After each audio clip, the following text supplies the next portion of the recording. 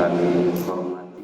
Tiga calon wali kota Palembang, Fitriyanti Agustinda, Ratu Dewa, dan Yuda Pratomo mengikuti debat publik pertama pada Selasa 22 Oktober 2024 malam.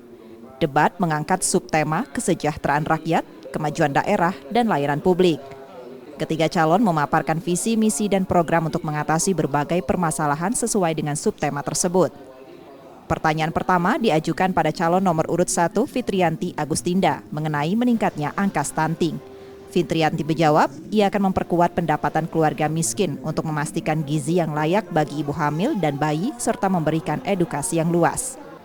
Selanjutnya, pertanyaan dialihkan pada Ratu Dewa calon nomor urut 2 tentang 30% penduduk Palembang yang tidak memiliki akses sanitasi layak. Ratu Dewa menekankan pentingnya menuntaskan masalah sanitasi, terutama di wilayah Gandus, Kertapati, Ilir Barat 2, dan Seberang Ulu 2. Ia berencana melibatkan stakeholder dan pengembang melalui APBD kota atau provinsi, serta mengoptimalkan dana CSR. Pertanyaan terakhir diberikan pada Yuda Pratomo mengenai daya saing SDM yang bergantung pada kualitas pendidikan dan pelatihan.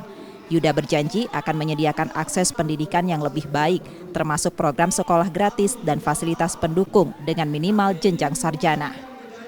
Debat publik ini akan digelar 3 kali, dan pada debat kedua dijadwalkan 6 November untuk calon wakil wali kota, serta terakhir pada 20 November 2024 fokus pada pemantapan visi misi masing-masing paslon.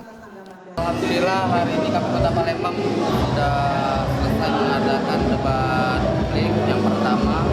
Yang pertama ini itu untuk wali kota, dan insya Allah tanggal 6 November itu kita laksanakan kembali debat yang kedua, itu untuk calon wakil wali kota, dan insya Allah yang terakhir tanggal 6 November itu kita laksanakan debat terakhir untuk cabut dan malam ini.